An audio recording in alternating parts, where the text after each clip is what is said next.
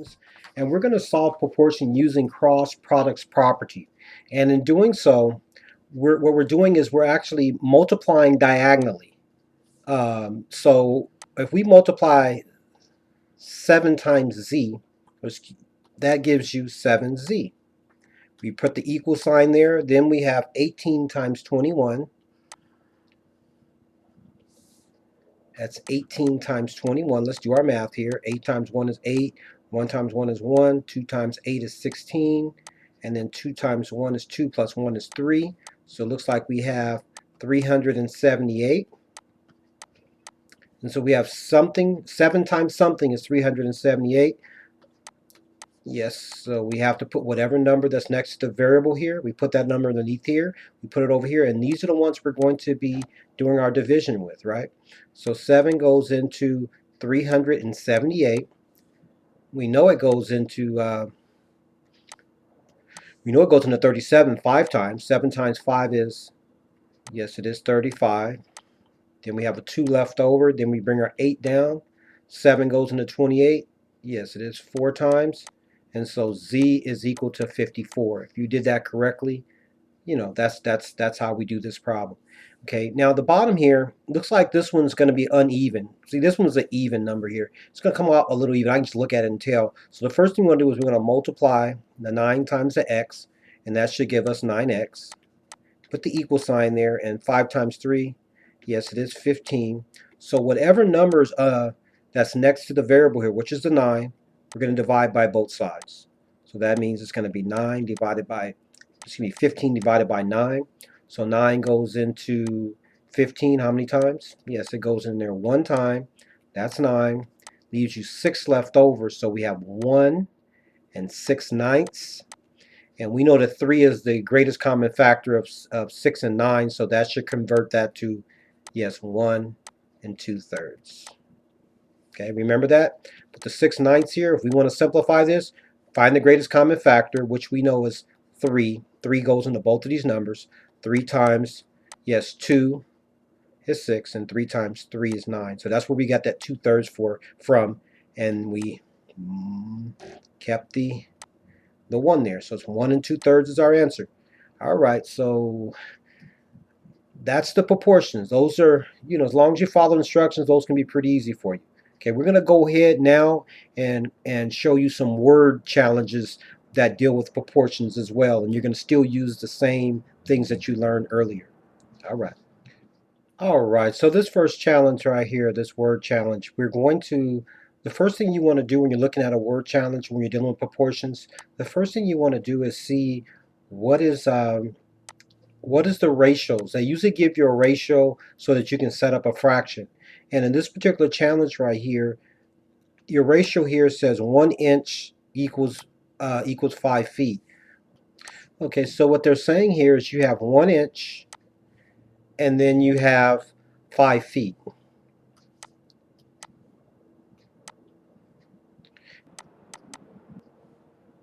Okay, so we have these set up as 1 inch and 5 feet. And if you see how I'm color coding these so that you can see that we're going to be matching, you can see which ones we're going to be matching, and that would help you out in order to understand this. And so, okay, so then on the other side, we only have one. If you notice, we only have one figure left, and that is 305 here. And that number needs to either go as a numerator or a denominator. Okay, yeah, so it's going to be on the denominator. It's going to, because remember we're matching feet with feet, inches with inches, and so yes, we're going to go ahead and put 305 feet here at the bottom. And as you see up here at the top here, 1 inch, yes, that's going to be your x.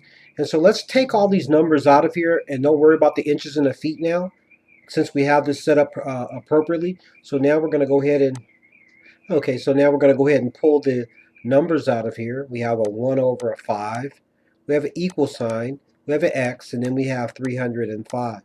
And if you remember how we were doing our earlier proportions, we have to multiply diagonally. So 5 times x should give you, yes, 5x. We'll put that over here. We bring the equal sign down, and then we have 305 times 1, which we know is 305.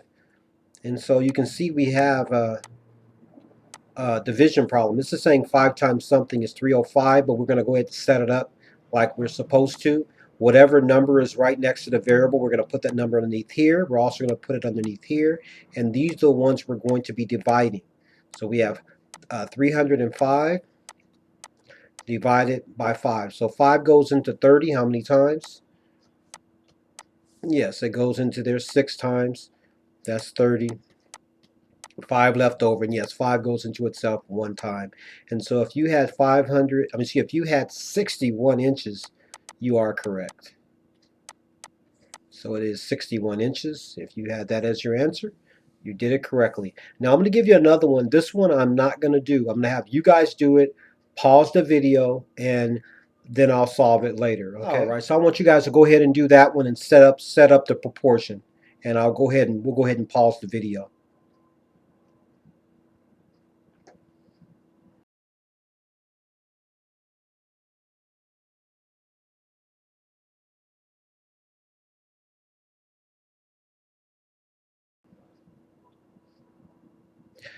All right, so the first thing that we did was we went on and we want to set up the proportion correctly. So in doing so, we want to look and see if we see a ratio here anywhere. It says 45 miles per hour. If a car is at a speed of 45 miles per hour, how far can it travel in 40 minutes? Okay, let's set up this proportion so that we can do this. Okay, so the first thing we want to do is we have 45 miles per hour. Okay, I'm talking about 45 miles, and then as our numerator it says 45 per hour. Well, since I see here there's minutes down here, let's make an hour and put that in minutes. So how many minutes is an hour? Yes, it is 60 minutes. Okay, we have our equal sign here. Now we're going to go ahead and set things up on the other side here. The only number we have left is 40 here, right? And so where's that 40 going to go? Anybody know? Yes, that the 40 minutes should go right here at the bottom. Remember, we match apples with apples, oranges with oranges. So the same items should be matched up with each other. So if you see these two right here, minutes and minutes, they're across from each other. That's the way they are. So I color coded these this way. And at the top here, this is the unknown. Now let's go ahead and pull out all of these numbers here. Let's pull out the numbers and let's make it easy on ourselves. We have 45 and 60. So we'll put the 45 over 60, the equal sign, and then we have x over 40 minutes. And so just like we're doing in the earlier challenges, we want to multiply 60 times x. That's going to give us 60x, the equal sign, and then we have to do 40 times 45. And if you did that correctly, 40 times 45, it should have given you 1800. Okay? And that means we're going to divide each side by 60.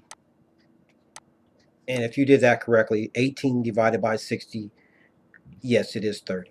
And so if you had x equals 30, you are correct. Yes. All right. So if you had that, give yourself a round of applause.